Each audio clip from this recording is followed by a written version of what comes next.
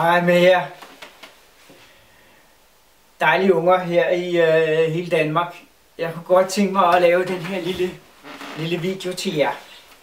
Fordi at det er desværre sådan, at det ikke er alle voksne, der fortæller sandheden. Der er faktisk nogle voksne, som er ret gode til at lyve. Og så er der andre voksne, som bare ikke kender sandheden. Så de kan ikke fortælle den videre til jer, fordi de kender den simpelthen ikke. Nogle voksne tror på det, som bliver sagt i TV-avisen, det, der bliver sagt i fjernsynet, i radioen, eller det, de læser i avisen. De tror på alt, hvad der står i avisen, og så glemmer de at gå ind og undersøge ting selv, og således så kender de ikke rigtig sandheden. Og hvad er det for en sandhed, vi skal snakke om? Jo, jeg kunne rigtig godt tænke mig at snakke lidt med jer om mobiltelefonen. Og så kunne jeg også godt tænke mig at snakke lidt om alt det her coronahysteri, alt det her frygt for den her corona. Fordi jeg mener jo slet ikke, der er grund til, at vi skal rende der og være så bange. Vi skal bare være lidt fornuftige, hvis der er mulighed for at blive smittet med den ene eller den anden sygdom. Og det er altså ikke så særlig fornuftigt at tage mundbind på. Det kan godt være, at regeringen og så videre, de her mennesker, der sidder derinde, Mette Frederiksen og Magnus Heunicke og dem, der sidder i Folketinget, de har besluttet, og de har snakket med nogle eksperter, der har sagt, at man skal altså rende rundt og have mundbind på, og se fjollet ud, så man dårligt kan trække vejret og er ved at besvime, fordi det er godt mod corona. Problemet er, at det passer bare ikke. Det har intet med virkeligheden at gøre. Ja, og så vil jeg også godt snakke lidt til jer om mobiltelefonen, for det er heller ikke sikkert, at der er nogen af de voksne, der har givet jer tid til at snakke om, at mobiltelefoner faktisk ikke er så gode for jeres helbred. Og mobiltelefoner og trådløst netværk, altså iPads og så videre, det skal man passe lidt på med. Specielt hvis man gerne vil have børn. Altså så må man ikke sidde med sådan en iPad hernede på lårene, for eksempel når man skal sende nogle beskeder eller gå ind og kigge på et eller andet. Man må ikke sidde med en iPad eller en trådløs computer på lårene. Det er en meget dårlig idé.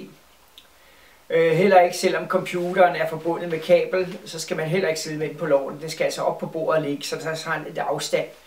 Fordi at ellers så kan den altså gå ind, og specielt for pigernes vedkommende. Pigerne, de har kun de æg, som de er født med, som de har fået, som de har arvet efter deres mor. Og de danner ikke nye æg i løbet af livet. De har kun de samme æg, som de har født med. Og de her æg, som bruges, når man skal lave små børn, de kan blive skadet, hvis man går rundt med en mobiltelefon, specielt en iPhone i lommen. Så det må man aldrig gøre. Man må heller ikke sidde med en laptop eller en computer på lårene. Det er en rigtig dårlig idé. Hvis man skal bruge det, så skal det op og ligge på bordet, og lade være med at bruge det for længe ad gangen, og lade være med at snakke i mobil for længe ad gangen, for det kan skade hjernen og give nogle dårlige vibrationer. Man kan blive helt varm i hovedet, og man kan få det skidt, hvis man snakker for længe i telefonen. Så brug bare telefonen til korte beskeder. Det er ikke altid, det lykkes mig selv at holde mig til korte beskeder, når jeg snakker i telefonen. Nogle gange har jeg masser på hjertet, og så får jeg snakket løst ud af. Og så til sidst, så får jeg det faktisk helt skidt. Så bliver jeg helt varm i hovedet, og kan få hovedpine, og så bliver jeg nødt til at lægge den fra mig. Ja. Det var lidt om mobiltelefoner. Vær forsigtige med dem. Jeg har sådan 2 telefoner her. Jeg har sådan en telefon her, der er min egen. Og så har jeg sådan en fin lille en, som jeg har købt her til en Nokia. Sådan en lidt gammeldags model her, som bare kan ringe og sende sms'er. Og det er altså det allerbedste, hvis I vil have en telefon. Vi ønsker jer en telefon, og går og plager jeres far og mor og siger, jeg vil altså rigtig gerne have en telefon, så er det altså allerbedst at få sådan en. Og sådan en telefon, det er en 2G-telefon, og det vil sige, at den er ikke særlig skadelig. Den er ikke på nettet hele tiden. En iPhone, den er på nettet hele tiden. Den sender hele tiden elektromagnetisk stråling ud i lokalet, og det skader vores helbred, og det øger faktisk risiko for blodpropper og den slags. Så lad være at få jer en iPhone. Det kan godt være, at iPhone er smadret smart. Og det kan godt være, at alle vennerne har en iPhone. Og det kan godt være, at du forfærdeligt gerne vil have en iPhone. Og det er smart, man kan gå på YouTube og Facebook og hist op og komme herned, og man kan det ene og det andet, og man kan få apps til den og alt muligt andet.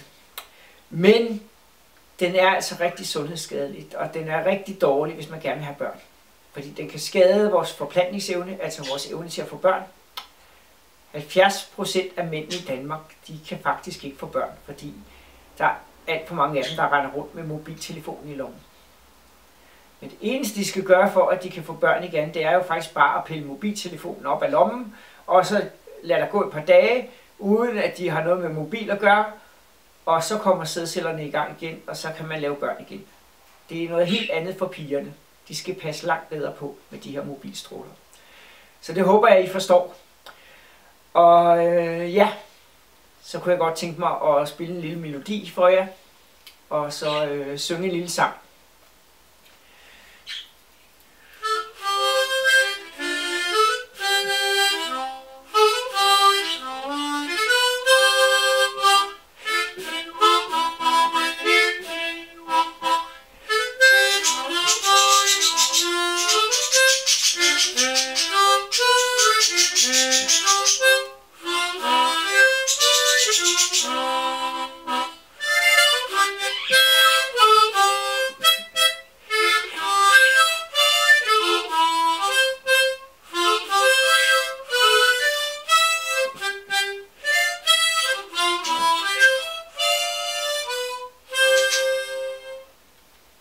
Ja, og det kan også være, at vi skal prøve at klippe lidt på den her lille ukulele eller børnegitar, sådan en guitar, jeg fik repareret til min datter i sin tid. Og ja.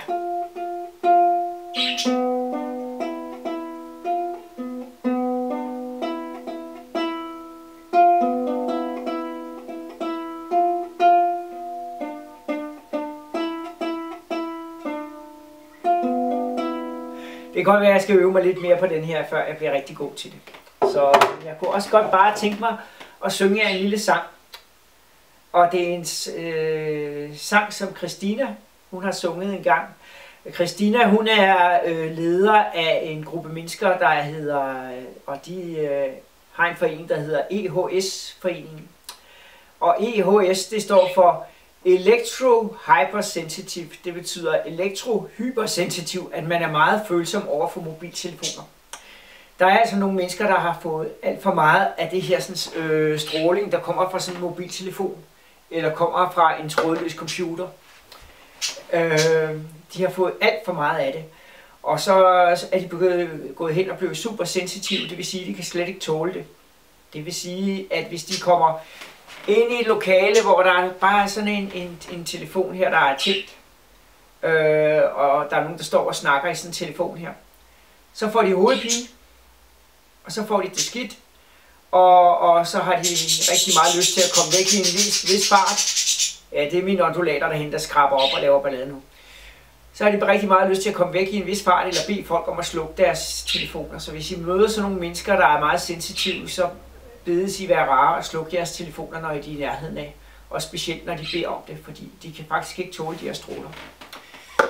Jeg var til møde nede sydpå her i Jylland, og der var, da vi havde mødet der var en kvinde, der var så følsom over for de her elektromagnetiske stråler, at vi var nødt til at slukke lyset i loftet, det elektriske lys. Hun kunne slet ikke tåle, at der var noget elektrisk, der var tændt. Så I kan forestille jer, hvordan sådan en kvinde hun er nødt til at bo. Hun er nødt til at bo et sted langt ude på landet, hvor der ikke er særlig mange mobilstråler, eller stråler fra radio eller tv. Og så er hun simpelthen nødt til at have stearinlys i stedet for levende lys. Og ja, og hvis hun har et køleskab eller sådan et eller andet stående, så er det nødt til at stå ude i udhuset, langt væk fra hende, fordi hun kan ikke tåle at være i nærheden af det, fordi det udsender elektromagnetisk stråling. Ikke? Så ja, jeg fik rigtig ondt af den her kvinde. Hun var meget sensitiv, og vi var nødt til at slukke lyset, da vi skulle holde møde.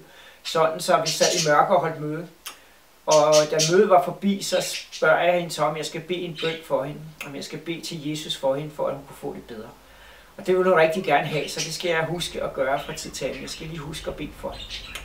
Jeg kan ikke huske, hvad hun hedder, men det har jeg stående i mine papirer et eller andet sted. Og det er også lige meget i den her forbindelse. Men nu kunne jeg godt tænke mig at synge en lille sang, som hende der Christina har skrevet. Hende, der var leder af vores møde. Hende, der var formand for EOS-foreningen. Og jeg kunne godt tænke mig, og hun sang sådan en lille sang, der hed Bliv gammel med en fastnet og snak ubekymret. Ja, nu er mine undulater godt nok travlt med at skrabe op derovre, så I kan sikkert høre dem i baggrunden. Så. Og hvordan er det nu sangen går? Jeg tror næsten, jeg kan huske den inde i hovedet, men I kan i hvert fald finde den på YouTube. Den hedder Bliv gammel med en fastnet, og jeg skal nok også linke til den nede under min video her, så I kan gå ind og kigge på den. Bliv gammel med en fastnet og snak ubekymret. Mobilen stresser kroppen, brænder hjernen, gør dig dum, gør dig dum, gør dig dum, brænder hjernen, gør dig dum, gør dig dum, gør dig dum, brænder hjernen, gør dig dum. Router uden wifi, giv kablet en high five. Router uden wifi, tralullalullalullalej, dalej, dadadej, brænder hjernen, gør dig dum. Mobilen stresser kroppen, brænder hjernen, gør dig dum. Men med en fastnet og snak ubekymret. Mobilen stresser kroppen, brænder hjernen, gør dig dum. Gør dig dum, gør dig dum, brænder hjernen, gør dig dum. Gør dig dum, gør dig dum, brænder hjernen, gør dig dum. Router uden wifi, giv kablet et high five. Mobilen stresser hjernen, brænder hjernen, gør dig dum. Gør dig dum, gør dig dum, brænder hjernen, gør dig dum. Ja, jeg håber jeg fik sunget den fejlfrit, og jeg håber at jeg fik det hele med. Jeg er ikke helt sikker på, at jeg fik det hele med. Det kan godt være, at jeg glemte en lille smule her og der. Og så er I velkommen til at skrive til mig nede i kommentaren, når I har været inde og set en rigtig video, hvis jeg har glemt noget her og der, fordi det går jo slet ikke. Hun har lavet sådan en fin sang, Christina. Hun lavede den med sokker, der snakkede med hinanden, og så videre, og så videre. Det var en rigtig